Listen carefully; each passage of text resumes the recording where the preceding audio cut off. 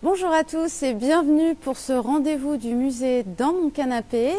Alors cet après-midi, on vous propose un dialogue entre les collections du musée et un univers qui est accessible à tout le monde, aux petits comme aux grands, celui de la bande dessinée. Ce n'est pas moi qui vais vous expliquer ça, je suis accompagnée justement dans les salles du musée par Thierry Lemaire. Je vais aller le rejoindre. Bonjour Marie, bonjour à toutes et à tous. Je m'appelle Thierry Lemaire, je suis journaliste et je suis le cofondateur du site Case d'Histoire, un site spécialisé dans la bande dessinée historique qui est aussi co-organise avec le musée de la Grande Guerre le salon d'été du musée de la Grande Guerre qui a lieu tous les ans depuis 5 ans et Covid oblige qui n'aura pas lieu cette année évidemment, mais pour un petit peu faire comme s'il existait, on va vous présenter quatre séries, 4 albums dont les auteurs auraient dû venir dédicacer pendant le salon. Alors le salon est reporté à une date dernière, mais effectivement en début mars il aurait dû avoir lieu. Alors on se trouve dans cette salle qui a un rapport avec la première série dont on va parler. Alors où est-ce qu'on se trouve, Marie ? Alors on se trouve ici dans l'espace 1914 consacré au début de la guerre, que vous avez peut-être certainement déjà vu dans certains de nos Facebook Live, le musée dans le canapé précédemment. Je vais vous faire un petit tour d'horizon avec une autre caméra justement et vous comprendrez pourquoi on a ce lien, donc, puisque dans cette très grande vitrine à proximité de laquelle nous nous trouvons sont présentés des uniformes du tout début de guerre, en particulier le fantassin en capote gris de fer bleuté, pantalon Garance avec son barda et l'ensemble de son équipement, le manchon bien évidemment, les armées allemandes, britanniques, un soldat belge également, voilà, et qui n'est pas sans rappeler l'histoire locale, puisque, et je vais vous rejoindre Thierry, puisque le musée se trouve aussi à proximité d'anciens champs de bataille de la bataille de la Marne, et plus précisément de la bataille de l'Ourcq, où on trouvait justement ces armées dans ces tenues. Alors la bataille de la Marne, ça fait partie de la première série dont on va parler. Une série en 4 tomes, scénarisée par Xavier d'Horizon et dessinée par Enrique Breccia, le fils de maître Alberto Breccia. Et donc le premier tome démarre en juillet-août 1914 et le deuxième enchaîne avec la Marne en septembre 1914. Et donc on retrouve, on peut voir des illustrations de cases de l'album, on retrouve cet uniforme pantalon Garance qui a rapidement été, heureusement pour les soldats français, transformé en quelque chose d'un peu plus camouflable. Mais le sujet de la série Les Sentinelles, c'est pas exactement ça. C'est plutôt une histoire qui pourrait s'apparenter à une histoire de super-héros. Les super-héros, on pourrait penser qu'ils ont été inventés aux États-Unis à la fin des années 30, avec Superman par exemple. En fait, on se rend compte que dans la littérature française, il y a déjà des super-héros au début du XXe siècle, que ce soit Nyctalope, Judex, des personnages qu'on a oubliés aujourd'hui. Et bien, Xavier d'Horizon reprend un peu cette tradition-là pour créer des sortes de super-héros. Alors on va peut-être se déplacer vers une autre salle pour voir un petit peu cette façon de donner un équipement un peu supplémentaire aux soldats. C'est une salle, alors peut-être Marie, c'est une salle qui comporte quel type d'objet ? Alors justement, c'est une salle qui s'appelle Guerre Nouvelle, une salle où on aime bien aller justement sur ce bouleversement, ce développement d'armes, alors en même temps que quelques images défilent sur cette bande dessinée. Donc une salle qui est vraiment conçue comme un laboratoire. Et vous confirmerez, Thierry, par rapport à l'histoire qui est racontée dans ces tomes que sont les Sentinelles, il me semble que le héros voilà, a affaire à des scientifiques qui vont procéder à des essais particuliers. Alors, dans les sentinelles, il y a cette idée de pas de soldats qui ont des super pouvoirs, mais de soldats, on dirait aujourd'hui, des soldats augmentés, c'est-à-dire des soldats qui ont un matériel qui leur permet d'avoir des capacités quasiment surhumaines pour cette bande dessinée. Là, on se trouve dans une vitrine avec, alors c'est pas effectivement une capacité, c'est plus pour se protéger, mais enfin, ça donne un petit peu l'idée. Dans les sentinelles, il y a un officier qui perd ses membres, et donc on décide, l'armée décide de lui greffer des membres en métal, et de pouvoir comme ça avoir des capacités qui sont dans la bande dessinée quasi surhumaines. Et donc on va suivre comme ça un certain nombre de personnages qui vont pouvoir voler ou pouvoir avoir une force beaucoup plus importante que le commun des mortels. Ok. Et donc dans cette salle, là, on voit un petit peu l'équipement qui pourrait y avoir un peu particulier. On n'a pas l'habitude de voir ça. Tout à fait. Alors, par rapport à effectivement ce côté de héros surarmés, pour une certaine génération, on pourrait presque se référer à Robocop. Voilà, ces scientifiques qui font des essais. Ici, pendant la Grande Guerre, on a avec cette vitrine un paradoxe particulier, c'est qu'on a l'impression d'un retour au passé, à un passé assez médiéval, puisque là on présente des cuirasses. Cependant, elles sont industrialisées, pour certaines, très industrialisées, pas forcément utilisées par tous les soldats pendant la guerre, et puis ce ne sont pas forcément des objets les plus emblématiques, les plus connus qu'on va avoir pour la Grande Guerre. Ils sont accompagnés de coiffes et aussi de matraques. Il me semble que dans un des tomes des Sentinelles, on voit cette manipulation de matraque, et donc ce qui est appréciable pour un côté très lecteur, c'est qu'on va retrouver aussi des éléments comme ça plus précis, un travail de recherche historique par les auteurs. C'est ce qui me semble être assez intéressant dans leur travail. Alors, tout à fait, je vais montrer quelques images en même temps que vous expliquez. Non seulement il y a cette histoire un peu de science-fiction avec des soldats français qui sont beaucoup mieux armés que dans la réalité, et effectivement il y a aussi beaucoup d'allusions à la réalité et de petits détails comme ça qui font qu'on y croit vraiment, parce qu'on est vraiment dans l'action, immergé dans le quotidien de la Première Guerre mondiale. On peut peut-être bouger un petit peu, parce que dans le troisième album, nos soldats français se retrouvent à Ypres, et donc se trouvent confrontés à un nouvel ennemi, lui aussi technologique, et là pour le coup réel, bien réel dans l'histoire de la Première Guerre mondiale, ce sont les gaz. Donc là, je crois qu'on voit quelques équipements pour se protéger des gaz.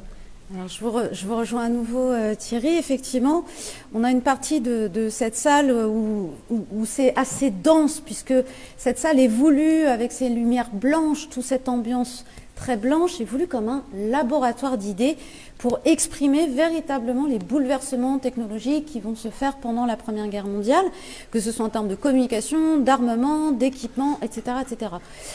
Et donc, on a consacré une part, grâce à nos collections, à la guerre chimique, aux armes chimiques, la guerre des gaz, qui effectivement commence en Belgique le 22 avril 1915. C'est la première attaque au gaz par les troupes allemandes à Ypres, ce qui donnera ce nom de gaz ypérite.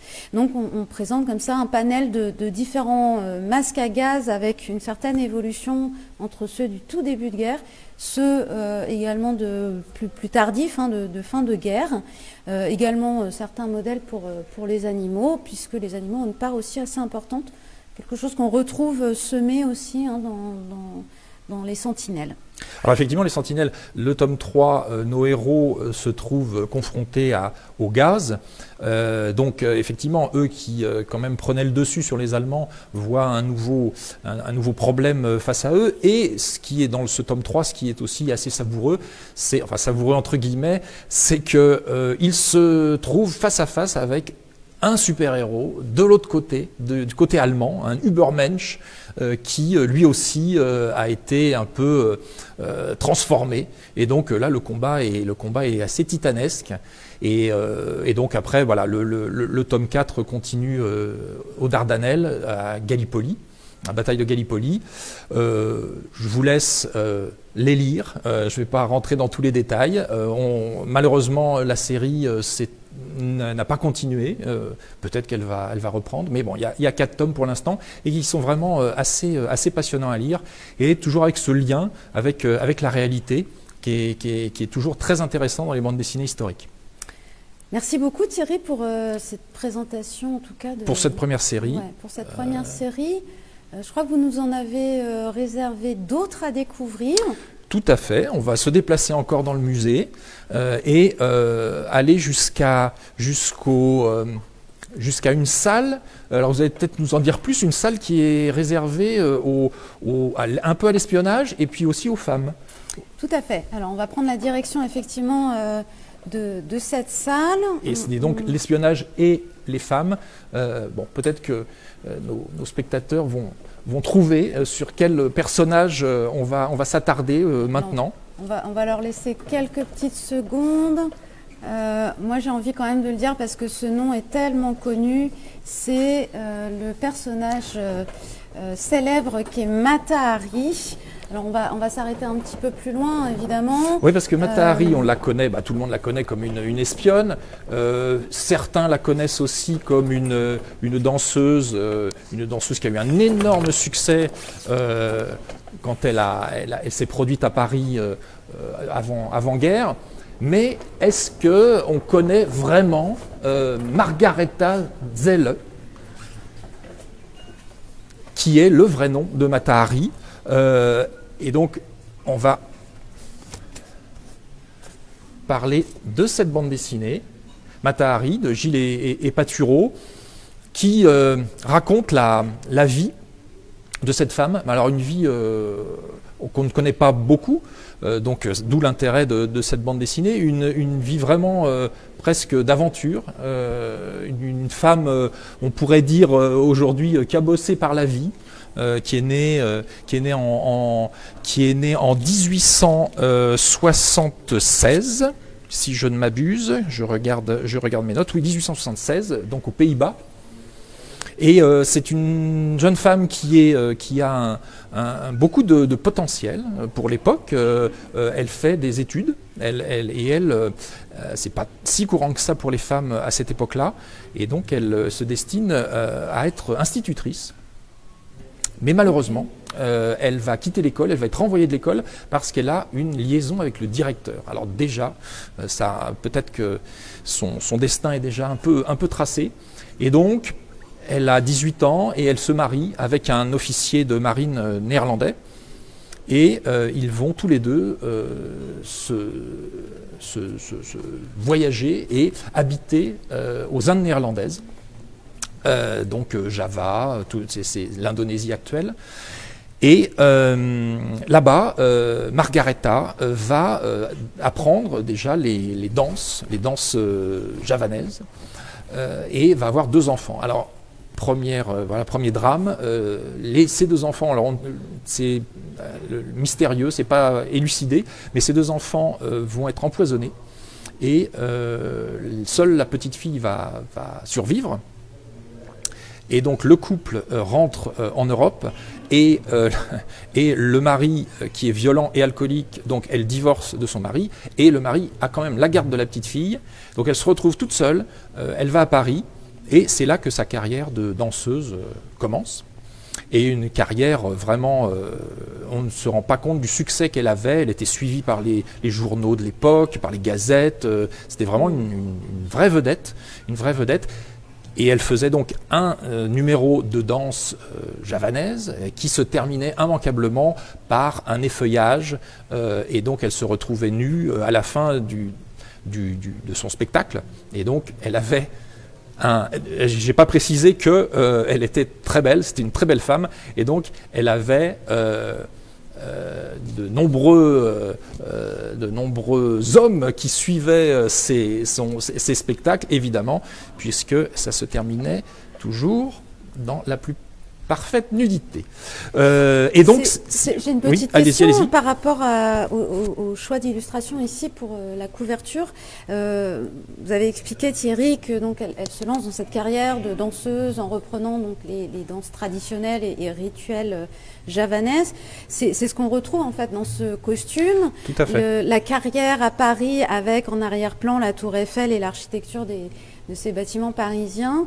Donc c'est vraiment un choix que de mettre en avant aussi cette partie de l'histoire de Mata Hari, qui est très connue pour l'espionnage, qui est reconnue pour être une femme fatale, mais du coup qui a peut-être occulté aussi la part de son histoire. Tout à fait. Alors la bande dessinée reprend la vie que je viens de vous décrire depuis son enfance, mais c'est vrai que le choix des auteurs, c'était de faire un focus sur sa carrière de danseuse.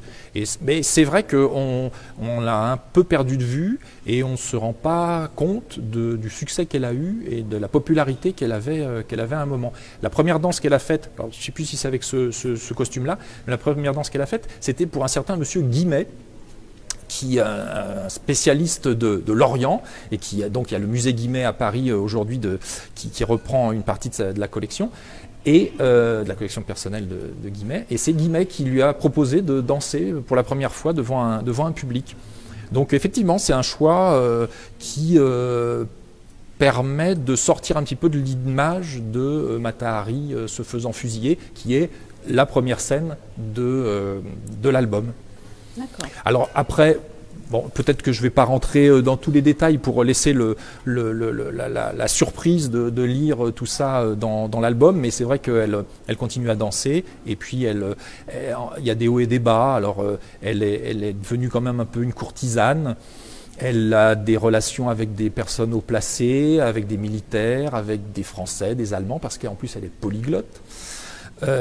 Si bien que voilà, on lui propose le consul allemand à La Haye lui propose d'être agent de renseignement pour l'Allemagne, et puis après en fait il y a un agent français qui lui propose d'être agent pour la France, d'être agent double. Et puis après, vous allez lire l'album, parce que comme ça, vous saurez tout sur Mata Hari si vous ne savez pas encore ce qui s'est passé pour elle. Alors, je vous propose, Thierry, d'aller voir un tout petit peu plus loin dans le musée, parce qu'on a quelques documents qui évoquent d'autres femmes. L'espionnage, en tout cas au féminin. Oui, c'est ça, oui. On pourrait presque dire les James Bond girls avant l'heure. C'est peut-être très anachronique de le formuler comme ça. Mais voilà, on a c'est comme les super-héros des Sentinelles, on peut faire des parallèles.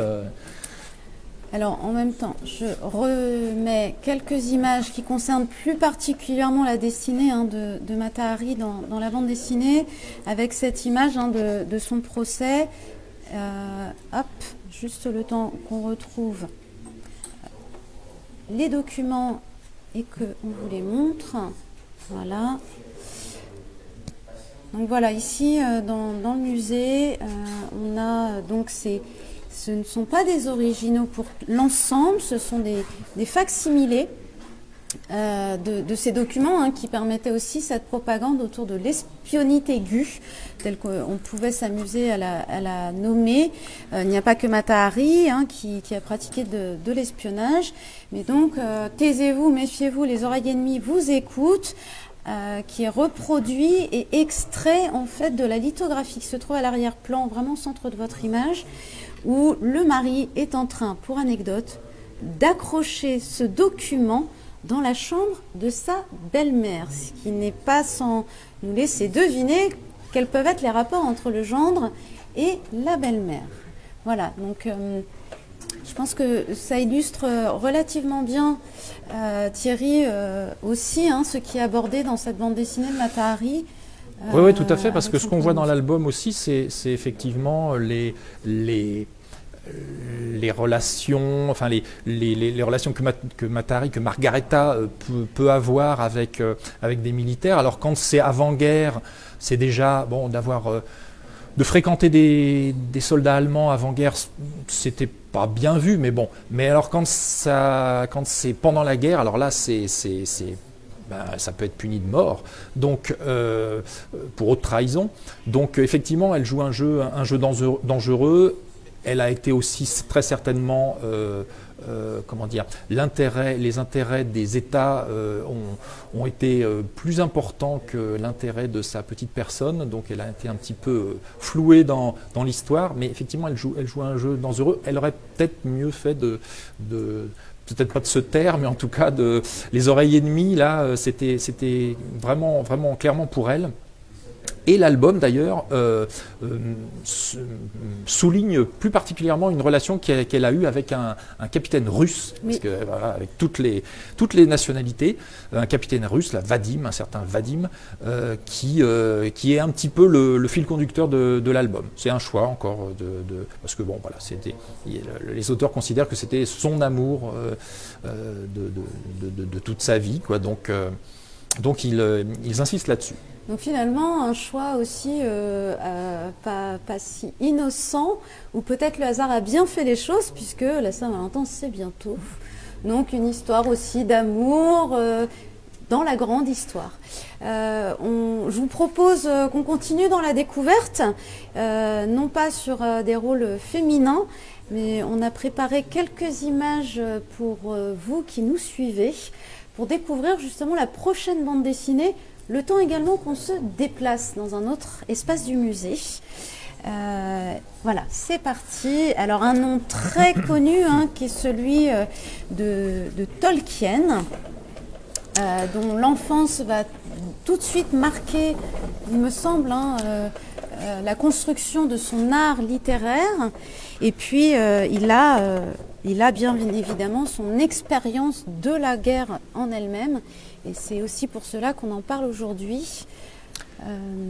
Voilà, je vous laisse découvrir un petit peu ces quelques extraits de la bande dessinée. Alors, effectivement, là, on est dans une autre... Merci. On est dans une autre. Alors, ça s'appelle une série parce que c'est un one-shot. Une autre biographie, comme Mata-Hari, c'est la biographie de Tolkien. Donc tout le monde connaît Tolkien pour Le Seigneur des Anneaux, Bilbo the Hobbit et bien d'autres, pour le monde qu'il a créé. On sait moins, certainement, qu'il a participé à la Première Guerre mondiale, parce qu'il est né en 1892, et donc à l'âge de 24 ans, il a été incorporé et il est arrivé sur le champ de bataille. Alors, le champ de bataille, on en voit un exemple ici, magnifiquement reconstitué. On se trouve à quel endroit ici ? Alors Thierry, comme vous venez de le dire, on a un décor de champ de bataille reconstitué dans le musée. C'est aussi un des lieux absolument incontournables au musée de la Grande Guerre, avec 2 tranchées de première ligne, un petit no man's land, une évocation du no man's land, et puis des matériels de nos collections qu'on présente en situation. Du coup, c'est ce qui permet aussi, quand on vient au musée de la Grande Guerre, d'avoir une idée de ce qu'a pu être l'expérience combattante des hommes, en général, que ce soit les anonymes ou alors même les artistes littéraires, les artistes peintres, les artistes musicaux de tous les horizons en réalité.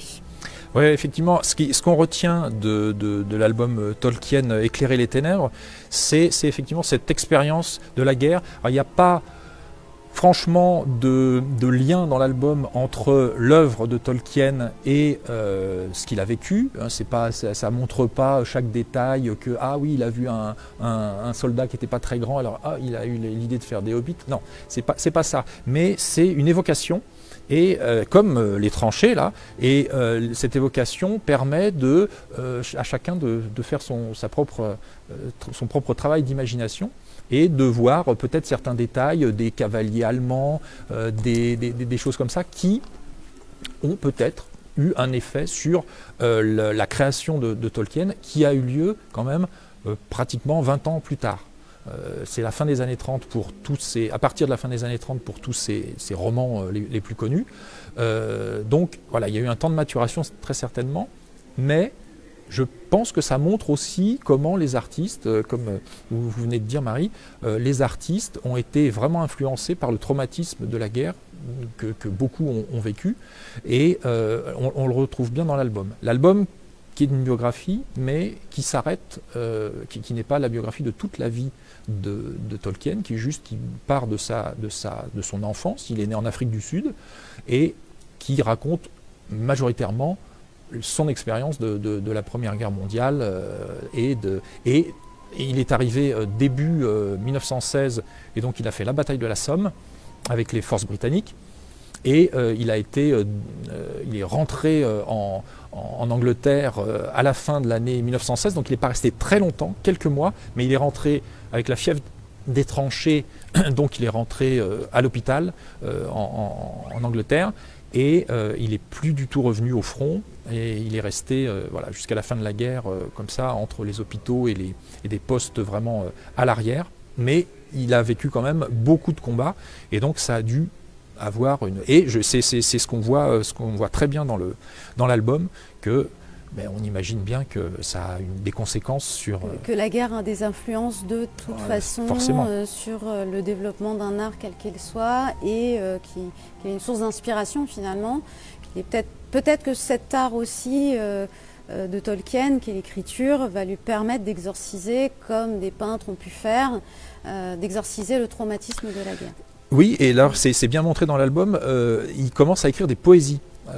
Avant d'écrire des romans plus tard, il commence à écrire des poésies parce qu'il y a un petit groupe d'amis de lycée qui ont des ambitions artistiques et donc ils sont tous engagés et ils commencent à écrire chacun des poésies. Et d'ailleurs il y a, je crois, 2 sur 4 qui vont rester sur le champ de bataille pendant la guerre. Donc effectivement, il y a aussi certainement ce besoin d'écrire pour tenir, quoi. Ok. Il me semble que vous en avez encore une dernière série à nous présenter. Alors, on va en diffuser justement quelques images pour que vous puissiez aussi en avoir une idée. Voilà. Donc déjà, une des pages de garde de cette série, donc, qui est La Guerre des Mondes. Vous allez nous expliquer, bien évidemment, Thierry, ce dont il s'agit. Le temps qu'on se déplace, encore une fois, dans un autre espace du musée où les collections sont encore et toujours en dialogue avec les auteurs et leur travail. Alors, effectivement, là, on est dans la dernière série que je voulais vous présenter, et ça s'appelle La Grande Guerre des Mondes. Jeu de mots, qui est, là, on parlait tout à l'heure avec les super-héros de Sentinelle, de guerre technologique, et là, c'est presque encore plus loin que ça, c'est la guerre industrielle. La Première Guerre mondiale est considérée à juste titre comme vraiment la première guerre industrielle où l'industrie tourne à plein pour créer de nouvelles armes, de nouveaux engins, toujours plus destructeurs. Et donc, avec la Grande Guerre des Mondes de Nolan et Vladetich, ils imaginent que en plein milieu de la guerre, des extraterrestres débarquent sur Terre et un vaisseau énorme atterrit dans le No Man's Land entre les tranchées françaises et les tranchées allemandes. Et donc là, évidemment, tout le monde s'arrête et chacun va essayer de régler ce problème qui est un problème qui est le plus gros problème de toute la guerre. C'est une sorte c'est de la science-fiction.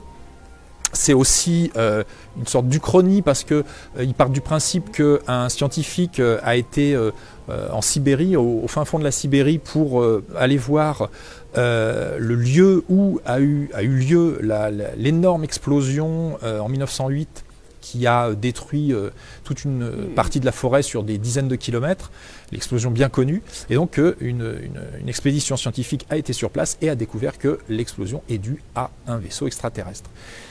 Bon, alors évidemment, là, on tombe dans la science-fiction et dans l'Uchronie, parce qu'en fait, il n'y a aucune expédition qui a été sur les lieux avant 1927, mais c'est pas grave, c'est la licence artistique du scénariste. Mais c'est intéressant parce qu'en fait, voilà, il part du principe qu'il y a des extraterrestres, donc qu'il y a une force encore plus puissante pour nous aujourd'hui, encore plus puissante et encore plus impressionnante de technologie et avec des vaisseaux inconnus. Et c'est vrai que ça replace un petit peu le lecteur dans la position du soldat à l'époque, qui voit arriver ces énormes canons. Alors aujourd'hui, évidemment, les canons, on les a vus, revus, donc ça nous touche moins. Mais les soldats à cette époque-là, qui voient arriver des canons énormes, d'une puissance incomparable, eh ben, ils étaient peut-être comme nous en voyant les vaisseaux extraterrestres. Donc c'est intelligent, c'est malin. C'est effectivement de jouer de ce ressenti qu'est la surprise de la nouveauté. Vous l'avez à juste titre bien expliqué, et c'est pour ça qu'on a choisi aussi d'avoir aujourd'hui, pour faire écho à ce parti pris très particulier, mais finalement les soldats de la Première Guerre mondiale, lorsqu'ils commencent à voir la multiplication des avions de chasse, des avions de combat, il ne faut pas oublier que pour le cas des soldats de l'armée française, la très grande majorité des hommes sont issus de la ruralité et ne sont pas confrontés de la même manière que ceux issus des zones urbaines au monde moderne. Et donc ce monde moderne, dans le musée, on le retrouve, puisque progressivement, entre l'espace où on se trouvait tout à l'heure avec les débuts de guerre, et maintenant ce qui se trouve derrière nous, Thierry, c'est vraiment ces canons, ces véhicules, qu'ils soient volants, terrestres. Dans un autre espace, on a aussi du maritime. Tout va aller très très très vite et va vraiment surprendre, y compris les combats qui ont lieu en plein ciel. Alors après, nos aviateurs vont devenir des super-héros. C'était aussi pour faire un petit clin d'œil aux sentinelles que vous nous avez présenté tout à l'heure. Mais voilà. Mais les avions, c'est pas anodin par rapport à l'album, parce qu'en fait, l'aviation a un rôle important, puisque pour réussir à arriver jusqu'aux vaisseaux extraterrestres et à essayer de les détruire, il n'y a que les avions qui sont assez efficaces. Donc effectivement, on en voit beaucoup. Il y en a beaucoup qui sont détruits par les vaisseaux extraterrestres, mais on en voit beaucoup d'avions. Et c'est le symbole de la nouvelle technologie qui prend de plus en plus de place dans la guerre. Il y a un peu moins de chars dans l'album, parce qu'il faut se rapprocher un peu plus lentement, donc c'est pas facile. Alors ce qui est drôle aussi, on parle de guerre technologique, c'est que dans l'album il y a des allusions à, d'un côté français, c'est Camille Flammarion, l'astronome Camille Flammarion, qui est un peu l'expert. Et de l'autre côté, c'est un certain Albert Einstein, un scientifique qui démarre dans sa carrière. Si peu connu, peu connu. Mais qui a l'air quand même assez compétent. Et c'est ces deux scientifiques-là qui sont un peu les experts pour chaque pays. Et au début, la France et l'Allemagne arrêtent les combats parce que il y a un gros problème. Et donc, mais ils n'arrivent pas à unir leurs forces pour essayer de combattre les extraterrestres. Et puis je vous raconte pas la fin parce que il faut la lire, mais c'est pas très. J'ai encore quelques petites images justement qu'on va pouvoir mettre pour les personnes qui nous suivent cet après-midi, et que bien évidemment vous pourrez retrouver en replay sur notre page Facebook et sur notre chaîne YouTube également. Voilà, donc un arrêt sur image de chevaux pris dans la tourmente de ces extraterrestres. Voilà, et donc pour le musée, l'avion SPAD 13 qui est présenté et le char Renault FT17, et puis à l'arrière-plan on aperçoit un numéro 18 pour la fin de la guerre. Donc voilà, c'était pour vous resituer également où l'on se trouve dans le musée, plus précisément cet espace qui vraiment redonne l'idée de ce qu'a pu être plutôt la fin de guerre après, au-delà de la guerre de tranchées. Alors on vous l'a proposé, comme tous nos rendez-vous du musée, dans le canapé. Vous pouvez bien évidemment interagir avec nous en direct. Alors je vais demander à la femme de l'ombre de nous rejoindre et de nous dire s'il y a quelques questions. Et puis Thierry, du coup c'est vous qui allez être notre... si je peux. Voilà, qui allez répondre si vous le pouvez, mais qui êtes le spécialiste. On fait juste un petit un petit instant technique avec nos micros. Hop, je vais l'accrocher. Je vais le tenir. Alors nous avons deux questions.